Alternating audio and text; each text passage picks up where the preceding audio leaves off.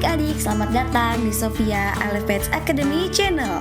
Channel yang akan membahas berbagai macam soal ujian untuk membantu adik-adik dalam mempersiapkan diri menghadapi ujian di sekolah. Gimana? Udah siap belum? Yuk kita mulai video pembelajaran kali ini. Oh iya, jangan lupa ya untuk subscribe, like, dan share, serta nyalakan notifikasinya agar kalian tidak ketinggalan video-video berikutnya. Halo semuanya, kembali lagi di Sophia Elevate Academy. Kali ini kita akan latihan soal persiapan UTBK 2026, di mana soal-soal ini merupakan soal dari UTBK 2025 yang kami dapatkan dari buku Worksheet Om Jerome. Nah, video ini akan membahas materi yang penalaran umum ya. Dan untuk teman-teman yang mau beli bukunya, bisa melalui link produk yang ada di deskripsi video ini. Oke, mari kita mulai. Soal nomor 1. Apabila tidak mengikuti latihan rutin setiap minggu, anggota UKM tidak diizinkan mengikuti pementasan teater. Aturan ini berlaku bagi anggota baru UKM seni. Manakah kesimpulan yang benar? Oke, pertama teman-teman harus perhatikan siapa objeknya. Atau kan ini aturan ya. Nah, aturan ini tuh berlakunya untuk siapa? Nah, ini berlaku hanya untuk anggota baru. Jadi teman-teman fokus ke pilihan jawaban yang ada anggota barunya. Berarti hanya anggota baru aja nih. Bisa semua anggota baru, bisa hanya disebutkan anggota baru saja gitu. Tapi berarti bukan semua anggota UKM, tapi hanya untuk anggota baru. Kayak kuncinya di sini. Nah, di dalam pilihan jawaban yang ada kata anggota baru itu ada pada pilihan yang A dan B. Sekarang kita perhatikan yang A. Anggota baru UKM bisa mengikuti latihan rutin setiap minggu untuk mendukung pementasan teater. Ini sekilas benar, tapi salah. Kenapa salah? Karena di sini ada katanya hanya bisa. Padahal ini wajib. Jadi anggota baru UKM itu wajib mengikuti latihan rutin setiap minggu jika ingin diizinkan atau diperbolehkan mengikuti pementasan teater dan bukan sebagai mendukung ya, bukan sebagai pendukung. Bukan sebagai pendukung pada pementasan teater, tapi memang bermain peran di pementasan teater tersebut gitu. Jadi ada dua yang salah. Pertama kata bisa, padahal ini adalah wajib. Dan untuk pendukung, salah. Padahal dia latihan itu untuk mendapatkan izin pementasan teater. Gitu. Nah, yang B, anggota baru UKM seni tidak diizinkan ikut dalam pementasan teater jika tidak mengikuti latihan rutin setiap minggu. Betul ya? Jadi jawabannya untuk nomor 1 ini adalah yang B. Nah, kalau mau memastikan lagi untuk meyakinkan lagi, kita boleh baca opsi yang lainnya. Yang C, semua anggota UKM seni diizinkan mengikuti pementasan teater jika mengikuti latihan rutin setiap minggu. Salah di mana? Di sini. Karena ini aturan hanya berlaku untuk anggota baru, bukan semua. Kemudian ini juga salah di sini, sebagian anggota UKM. Ini juga salah di sini. Kemudian satu lagi yang E, semua anggota UKM melakukan latihan rutin kecuali anggota baru. Lah, ini salah. Oke ya. Soal nomor 2. Peneliti di lembaga AWB yang mendapat penghargaan produktif menulis buku, sebagian dari mereka lebih sering mengikuti seminar internasional dibandingkan peneliti lain. Berdasarkan informasi di atas, manakah simpulan yang paling tepat? Nah, untuk menjawab soal nomor 2 ini, kita perhatikan kata depan dari setiap pernyataannya. Kata depan di sini adalah, atau kata pertama yang digunakan di sini adalah peneliti. Oke, objeknya si peneliti. Kemudian, pernyataan kedua, sebagian dari mereka. Nah, siapa yang dimaksud dari sebagian dari mereka? Sebagian dari mereka ini adalah peneliti. Balik ke pernyataan sebelumnya, yaitu peneliti di lembaga AWB yang mendapat penghargaan produktif menulis buku. Oke Oke, jadi ada rumus yang bisa kita gunakan karena kata depan atau pernyataan ada yang sama di bagian depan. Oke, rumusnya adalah rumus yang pertama, yaitu premis 1 atau pernyataan 1 atau informasi 1 ketika semua A, B. Maksudnya adalah semua informasi pertama, kemudian ada informasi yang kedua, yaitu B. Nah, premis yang kedua atau pernyataan yang kedua adalah sebagian dari informasi A, B, C. Jadi ada informasi baru nih. Jadi ya informasi ketiga. Jadi di dua pernyataan ini atau kedua premis ini mengandung 3 pernyataan. Mengandung 3 informasi, yaitu informasi A, informasi B, dan informasi C. Nah, kesimpulannya adalah sebagian dari informasi A, B, dan C. Nah, kalau bingung, coba kita mulai. Premis 1 atau pernyataan yang pertama adalah peneliti di lembaga AWB yang mendapat penghargaan produktif menulis buku. Sini ada 2 informasinya. Pertama, informasi yang kita sebut sebagai informasi A, ini adalah peneliti di lembaga AWB yang mendapat penghargaan. Informasi yang kedua kita sebut dengan B adalah produktif menulis buku. Oke. Premis yang kedua, sebagian dari mereka. Nah, mereka yang dimaksud di sini adalah informasi A, yaitu peneliti di lembaga AWB yang mendapat penghargaan. Gitu ya. Selanjutnya adalah lebih sering mengikuti seminar internasional dibandingkan peneliti lain. Nah, ini kan informasi baru nih. Berarti ini informasi yang ketiga, yaitu kita sebut C. Gitu ya. Maka kesimpulannya, sebagian dari A, B, dan C. Oke. Maka kesimpulannya adalah sebagian A itu berarti peneliti di lembaga AWB yang mendapat penghargaan. Kemudian B, produktif menulis buku. Dan ada kata dan di sini, C, lebih sering mengikuti seminar internasional dibandingkan peneliti lain, gitu. Oke. Sekarang kita coba cek pilihan jawabannya. Yang A, peneliti di lembaga AWB yang mendapat penghargaan produktif menulis buku dan sering mengikuti seminar internasional dibandingkan peneliti lain. Nah, ini salah di bagian depannya. Kenapa? Karena kalau kita menyebutnya peneliti di lembaga AWB yang mendapat penghargaan, berarti semua informasi A, semua yang menjadi peneliti tersebut, dia mengikuti seminar internasional dibandingkan peneliti lain. Padahal di pernyataan di soal itu hanya sebagian dari mereka loh. Berarti sebagian dari peneliti yang mendapat penghargaan itu yang lebih sering mengikuti seminar internasional.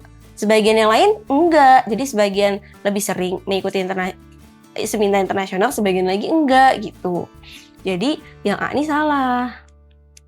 Yang B, sebagian peneliti yang tidak sering mengikuti seminar internasional dibandingkan peneliti lain bukan peneliti di lembaga AWB.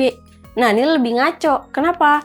Padahal di bagian atau premis pertama dia bilang semua peneliti di lembaga AWB mendapat penghargaan produktif. Walaupun beberapa dari mereka itu ada yang sering mengikuti seminar internasional, ada yang tidak gitu loh. Kalau yang B ini kan dia bilangnya sebagian yang tidak sering mengikuti seminar internasional bukan peneliti di lembaga AWB. Salah ya. Oke, lanjut. C. Beberapa peneliti di lembaga AWB produktif menulis buku, namun tidak sering mengikuti seminar internasional dibandingkan peneliti lain. Nah, salah. Ada kata namun. Padahal beberapa peneliti yang mendapat penghargaan, kemudian produktif menulis buku itu mereka mengikuti seminar internasional. Salah di sini. Kemudian yang D, beberapa peneliti di lembaga AWB produktif menulis buku dan lebih sering mengikuti seminar internasional dibandingkan peneliti lain. Nah, ini benar. Tapi kita baca dulu yang E. Peneliti di lembaga AWB yang mendapat penghargaan lebih sering mengikuti seminar internasional dibandingkan peneliti lain. Nah, ini salahnya di mana coba teman-teman?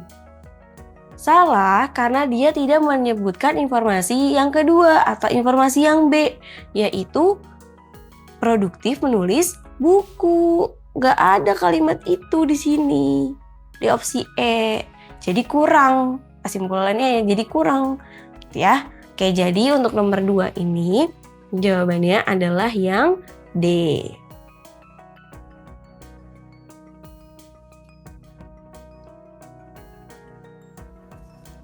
Nomor 3. Memasak tanpa minyak banyak disukai karena menurunkan resiko penyakit jantung dan obesitas. Salah satu cara memasak tanpa minyak adalah dengan metode X yang dapat mencegah permasalahan kulit dan menurunkan resiko kanker.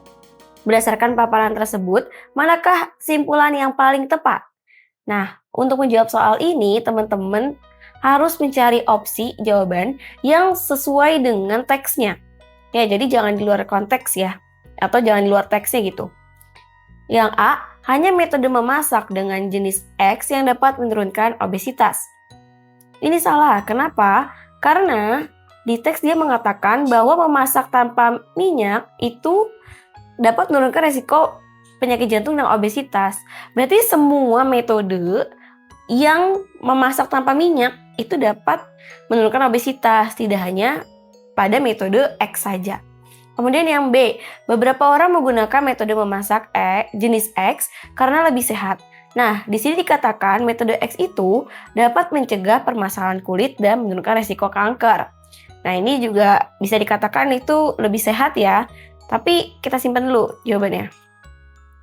Oke, yang C, metode memasak tanpa minyak yang menurunkan obesitas pasti mencegah masalah kulit. Nah, di soal itu dikatakan bahwa yang bisa menurunkan masalah atau mencegah penyakit kulit adalah metode X aja, bukan semua metode memasak tanpa minyak. Jadi yang ini salah. Lanjut, semua metode memasak tanpa minyak dapat mencegah permasalahan kulit. Sama ya. Gak semuanya bisa mencegah permasalahan kulit, hanya metode X aja. Yang E, metode memasak selain metode jenis X tidak menurunkan resiko penyakit kanker. Metode memasak selain metode jenis X tidak menurunkan resiko penyakit kanker. Nah, ini belum tentu. Bisa jadi dia dapat menurunkan resiko penyakit kanker walaupun tidak dituliskan di sini. Oke. Jadi yang paling tepat di sini yang B.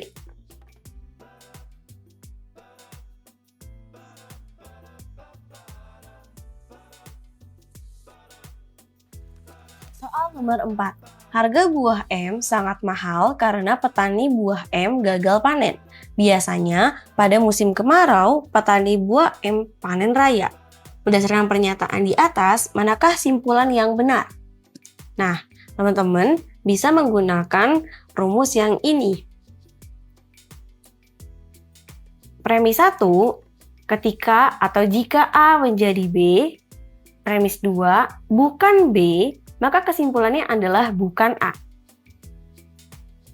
Kalau teman-teman bingung, gimana cara menentukan premisnya? Yang mana yang pertama dan yang kedua?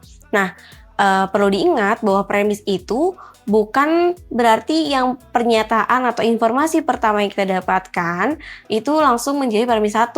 Enggak juga. Ada yang namanya premis mayor dan premis minor. Di mana premis mayor itu biasanya berbentuk aturan umum atau implikasi. Jadi ada aturannya, jika, maka, gitu.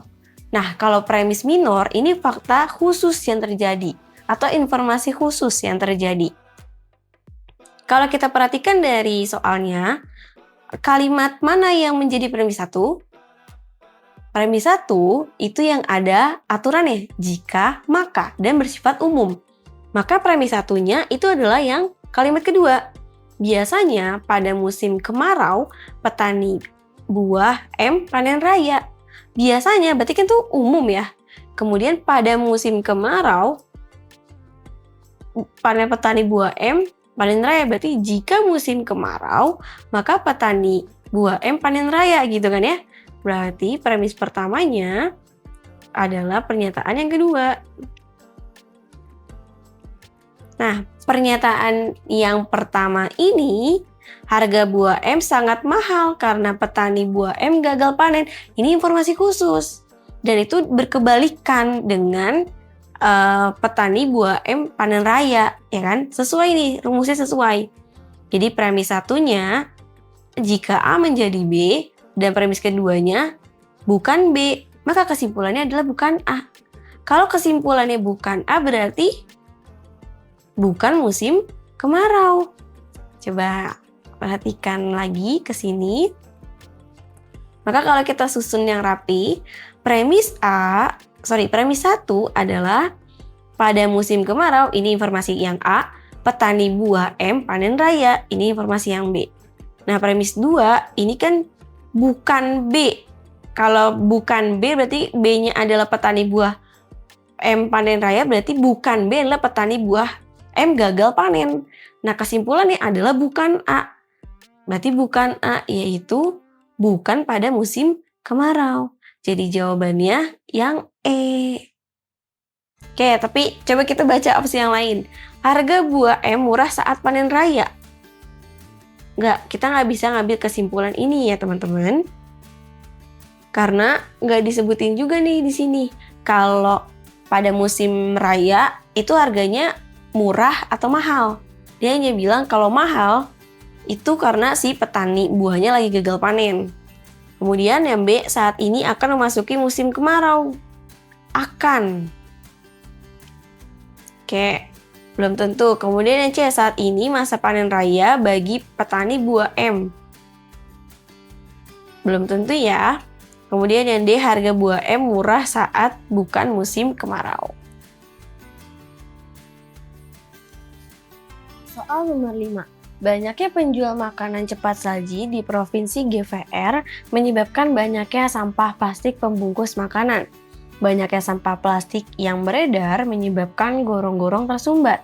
Walaupun pemerintah telah melakukan normalisasi sungai, banjir di daerah tersebut tidak dapat dicegah karena gorong-gorong tersumbat. Berdasarkan informasi di atas, manakah pernyataan di bawah ini yang benar? A. Normalisasi sungai menyebabkan banyaknya penjual makanan cepat saji. B. Maraknya penggunaan plastik disebabkan oleh normalisasi sungai yang tidak efektif. C. Tersumbatnya gorong-gorong menyebabkan perlunya normalisasi sungai. D. Tersumbatnya gorong-gorong disebabkan oleh banyaknya penjual makanan cepat saji. E. Meningkatnya kejadian banjir disebabkan oleh banyaknya penjual makanan cepat saji. Oke, kalau kita perhatikan lagi, soalnya di sini tuh ada 3 premis.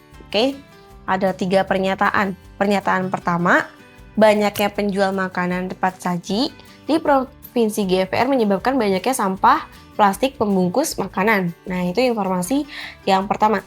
Jika, maka. Ya. Nah, berarti yang jikanya itu berarti banyaknya penjual makanan cepat saji nih. Nah, itu adalah informasi A, oke?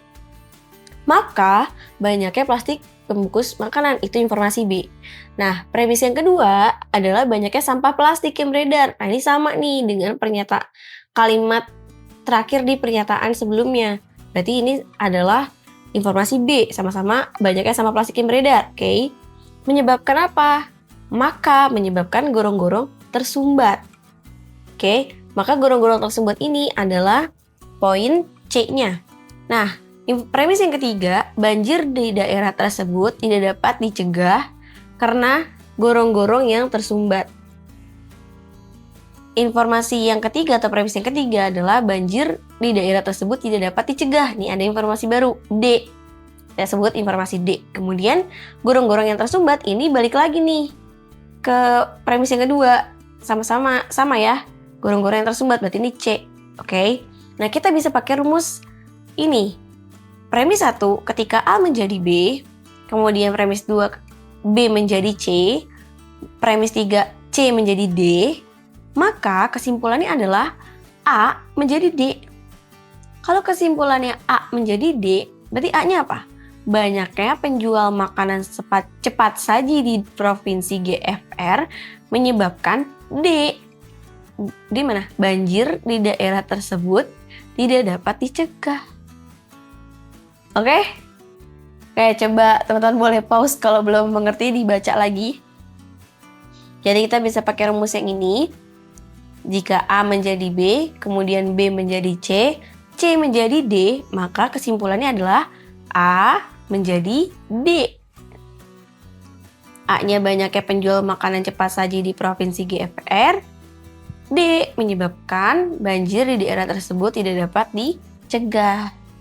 Atau kebalikannya, banjir di daerah tersebut tidak dapat dicegah karena banyaknya penjual makanan cepat saji di provinsi. Misalnya kayak gitu, bisa dikebalikin. Kalau kita perhatikan di pilihan jawaban, yang A salah, yang B salah, yang C tersumbatnya gorong-gorong menyebabkan. Kita harus nyari yang membahas A dan D ya teman-teman. Ini salah. Yang D tersumbatnya gorong-gorong disebabkan, bukan bahas gorong-gorong nih, bukan bahas yang C nih. Salah. Meningkatnya kejadian banjir disebabkan oleh banyaknya penjual makanan cepat saji. Nah ini D, kebalikannya D menjadi A, boleh juga kayak gitu. Jadi jawaban yang paling tepat adalah yang E.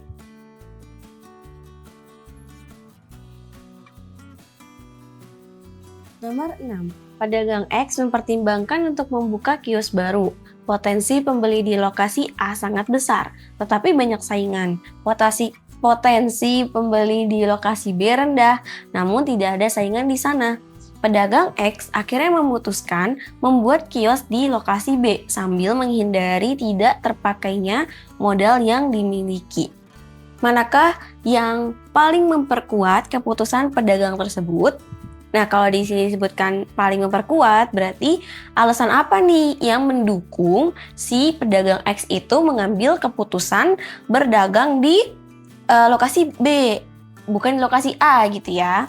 Nah, kalau di dalam pernyataan ini, hal yang paling mendukung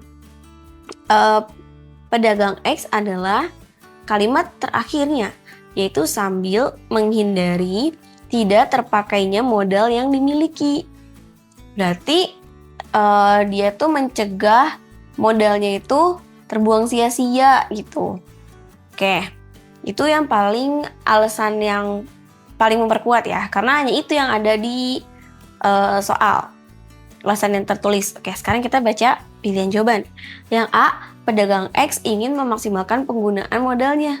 Nah, ini benar ya, karena menghindari tidak terpakai modal yang dimiliki ini sama dengan memaksimalkan penggunaan modalnya, biar modalnya tuh nggak sia-sia. Tapi kita baca opsi lainnya dulu. Yang B, pedagang X memiliki modal dan jaringan yang luas. Nggak disebutkan. Dan C, membuka kios di lokasi A akan menghasilkan keuntungan yang besar. Nggak juga, karena di lokasi A walaupun banyak pengunjungnya, saingannya juga banyak. Yang D, membuka kios di lokasi B akan didukung oleh warga setempat. Tidak ada kalimat seperti itu. Yang E, membuka kios di lokasi A memerlukan perizinan yang ketat. Nggak ada juga yang bilang ada perizinan yang ketat. Jadi jawaban yang paling benar adalah yang A.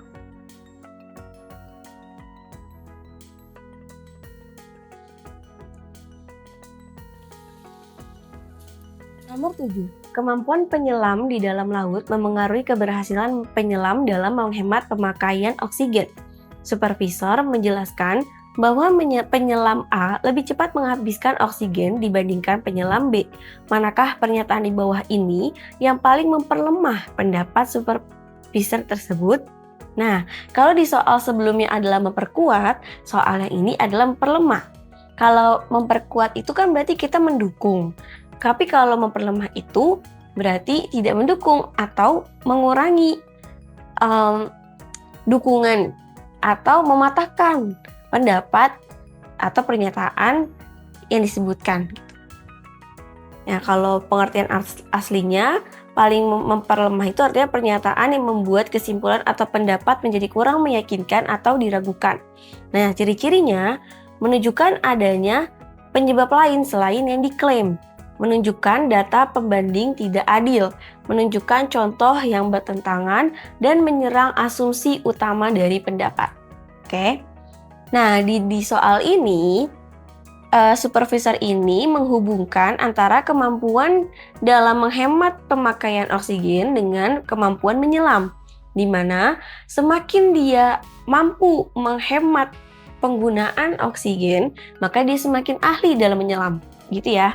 Nah, supervisor ini juga bilang kalau penyelam A lebih cepat menghabiskan oksigen daripada penyelam B. Berarti penyelam B itu lebih ahli atau lebih jago daripada penyelam A. Itu menurut pendapat si supervisor.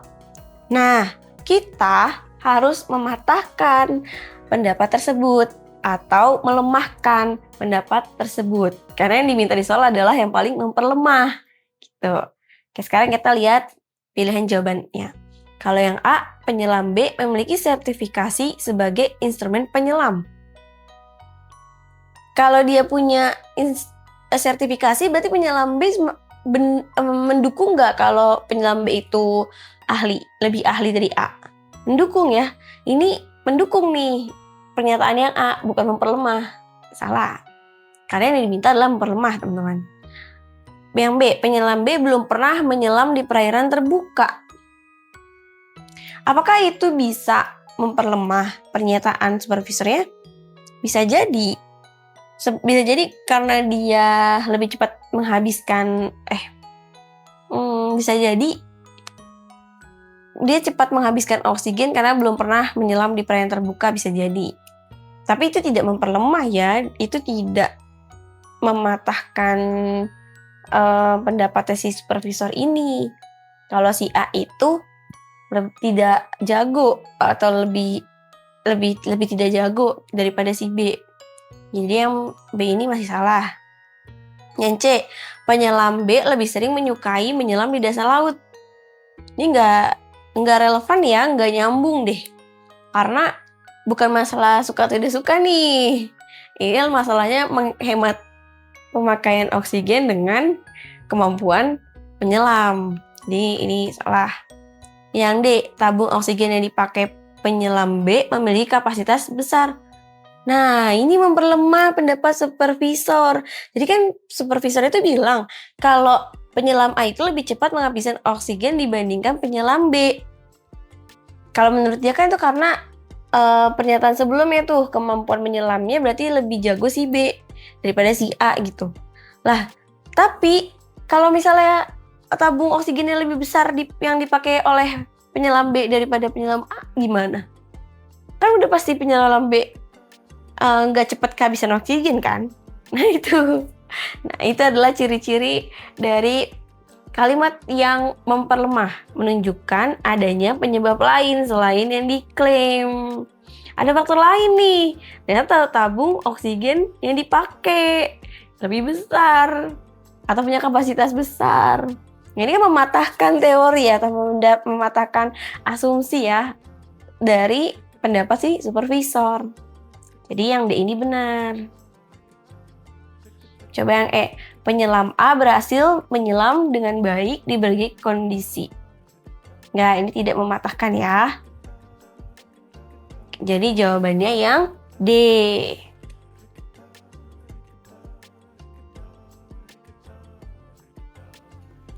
Nomor 8. Komandan Security PTX mengatakan bahwa keamanan di PTX mengalami peningkatan secara signifikan dalam 1 tahun belakangan ini. Hal tersebut disebabkan perusahaan telah membangun posko security tambahan. Manakah pernyataan berikut yang jika benar akan memperkuat pernyataan Komandan Security PTX? Jadi berarti kita harus mencari jawaban yang mendukung pernyataan dari Komandan Security X. Di mana beliau mengatakan bahwa keamanan di PT itu meningkat setelah atau disebabkan perusahaan membangun posko security tambahan. Oke, Yang A, perusahaan lain memasang CCTV untuk meningkatkan keamanan. Ini nggak nyambung ya, kan yang ditanya perusahaannya dia, PTX bukan perusahaan lain. Dan kalau CCTV, itu tidak berhubungan dengan penambahan posko security. Yang B, program PTX berpusat pada kesejahteraan security. Ini tidak disebutkan karena alasannya adalah membangun posko security tambahan. Oke, ingat itu ya. Yang C, tidak semua perusahaan membangun posko tambahan, tapi ini tidak memperkuat. Gak ada hubungannya juga sih. Yang D, sejak dulu security PTX merencanakan pembangunan posko tambahan. Ini hanya background story ya, atau pendahuluan, latar belakang. Mungkin sekarang posko security itu ditambah karena dulu sudah direncanakan untuk membangun posko tambahan gitu. Tapi itu tidak memperkuat pernyataannya Komandan Security bahwa peningkatan keamanan itu disebabkan karena penambahan posko gitu. Jadi ini hanya sebuah latar belakang, bukan untuk memperkuat. Yang E, belakangan ini jumlah posko security yang ada lebih banyak. Nah, ini berhubungan nih dengan membangun posko security tambahan. Nah, pernyataan yang ini mendukung karena jumlah posko security-nya jadi lebih banyak. Jadi jawabannya nomor 8 yang E.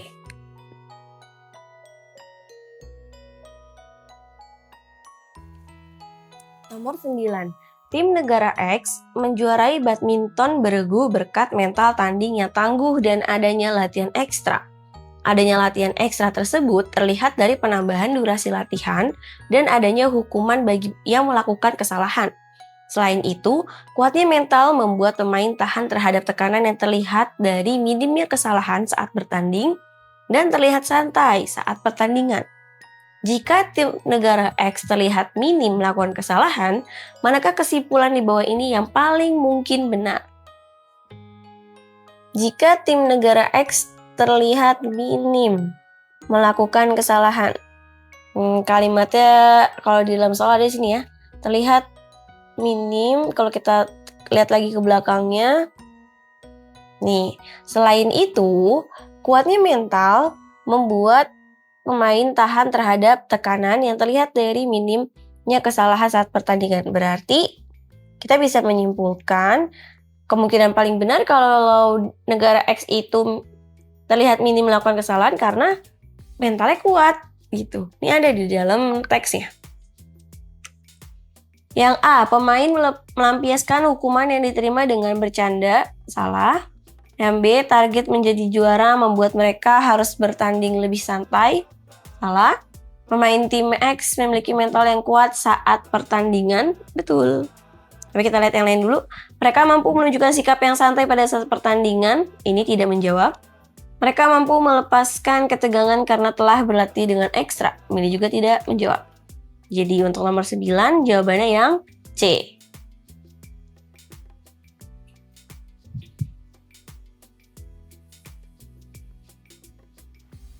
Nomor 10. Sebuah usaha cuci dan setrika pakaian pada awal dibuka memiliki pelanggan yang banyak. Setelah berjalan dan berganti pengelola, waktu penyelesaian cucian menjadi lebih lama, serta pengemasan menjadi kurang rapi. Manakah pernyataan berikut yang paling mungkin menjelaskan perbedaan kedua kondisi tersebut? Oke, berarti ini sekarang keadaannya si usaha cuci dan setrika ini sepi karena pengelolanya ganti ya. Pengelola ganti itu menyebabkan penyelesaian cuciannya menjadi lebih lama serta pengemasan jadi kurang rapi. Oke. Opsi A, pada awal dibuka, usaha cuci dan setrika pakaian tersebut banyak memberikan promosi. Tidak dijelaskan di dalam teks ini, jadi ini kurang tepat. Sebenarnya kalian harus mencari jawaban yang mirip-mirip dengan alasannya nih. Penyelesaian cucian menjadi lebih lama dan pengemasan menjadi kurang rapi setelah bergantinya pengelola. Yang B, usaha cuci dan setrika yang dikelola saat ini kurang memprioritaskan kepuasan pelanggan. Sebenarnya ini bisa bener teman-teman. Kalau teman-teman kurang teliti, ini kalian pasti jawab yang ini dulu. Atau karena dia kan duluan nih opsi B, langsung jawab ini kalau buru-buru. Nah tapi tolong diperhatikan, di yang B ini dia tidak menyebutkan bahwa adanya pergantian pengelola. Nah, itu soalnya itu menjadi alasan penting kenapa si usaha ini berubah keadaannya gitu ya. Jadi ini kurang tepat. Kemudian pemilik usaha tersebut masih menggunakan mesin cuci tipe lama yang sangat terbatas. Ini tidak dijelaskan juga dalam teks dan mungkin tidak akan menjawab ya. Yang D, di bawah penanggung jawab baru, pengelola usaha cucian tidak dilakukan secara profesional. Nah, ini jawaban yang tepat. Kenapa? Pertama, mereka menyebutkan penanggung jawab baru, atau ini sama dengan pengelola baru kan? Kemudian, mereka juga menyebutkan tidak dilakukan secara profesional. Nah, ini yang menyebabkan si cuciannya menjadi lama dan pengemasan menjadi kurang rapi, kan itu tidak profesional. Yang E, usaha cuci dan setrika setelah dikelola oleh penanggung jawab baru memiliki banyak pesaing. Nah, ini tidak dikatakan dalam teks juga. Jadi yang paling mungkin terjadi adalah yang D.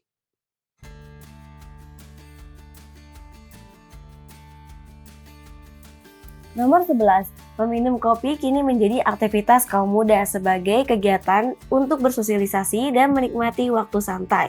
Banyak di antara pecinta kopi yang menjadi kegiatan ini sebagai cara untuk membangun sebuah komunitas. Para pengamat menjelaskan bahwa kopi yang diminum seseorang dapat menunjukkan status sosial mereka. Berdasarkan tulisan di atas, manakah yang paling mungkin mendasari argumen pengamat? Oke, kita ingat lagi atau kita highlight ini, para pengamat itu menjelaskan bahwa kopi yang diminum seseorang dapat menunjukkan status sosial. Jadi kita berpacu pada meminum kopi menunjukkan status sosial ya. Yang A, kaum muda membutuhkan komunitas bersosialisasi. Tidak. Ingat tadi kita berpacunya pada argumen pengamat itu. Yang B, meminum kopi bukan sekedar kegiatan waktu santai.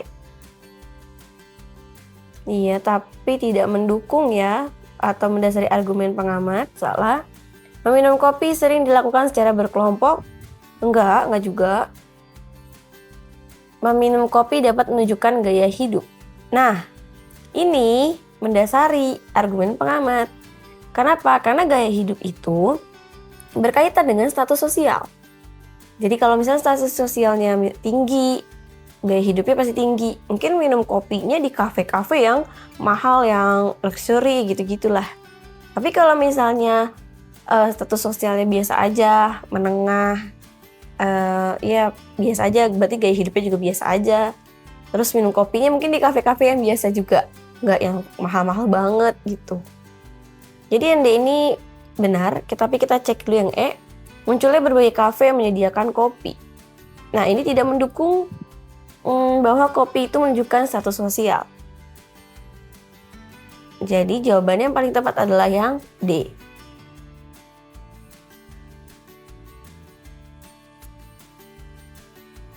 Nomor 12. Desa MT yang terletak di tepi hutan terkenal dengan perburuan madu hutan alami yang telah menjadi tradisi turun-menurun.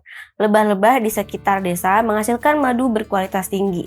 Karena keanekaragaman flora hutan, setiap musim panas, warga desa mengadakan obral madu untuk merayakan hasil berburu madu yang melimpah. Berdasarkan catatan, Desa MT mengadakan acara tersebut setidaknya 2 kali dalam setahun. Berdasarkan paragraf di atas, manakah di bawah ini pernyataan yang paling mungkin benar mengenai Desa MT? Teman-teman, kalau ada soal seperti ini, tolong diingat kembali atau dibaca secara teliti informasi apa aja yang disampaikan oleh teks ya. Karena kita hanya berpacu pada teksnya saja. Oke, yang A, sudah menjadi tradisi warga Desa MT hanya bekerja sebagai pemburu madu hutan. Tidak ada yang mengatakan seperti itu. Mereka hanya di teks itu hanya mengatakan bahwa desa tersebut terkenal dengan perburuan madu hutan alami. Tapi bukan berarti semua orang desa itu bekerja sebagai pemburu madu hutan ya. Bisa aja yang lain. Kemudian yang B, desa MT menjual madu yang lebih berkualitas dibandingkan desa lain. Nah, di sini memang dia mengatakan berkualitas tinggi. Akan tetapi tidak ada pembandingnya. Di dalam teks ini tidak dikasih tahu nih kalau madu yang lain tuh seperti apa.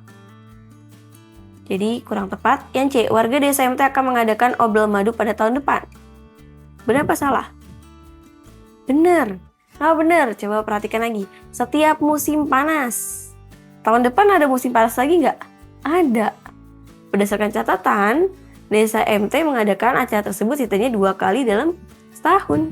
Berarti tahun depan dia akan mengadakan lagi nih obral madu. Jadi ini jawaban yang benar. Kita cek dulu yang lain. Sebelum ada tradisi perburuan madu, desa MT tidak merayakan acara obral madu. Nah, ini tidak dijelaskan ya. Tapi harusnya salah karena dia bilang nih tradisi udah turun-menurun, berarti udah lama banget.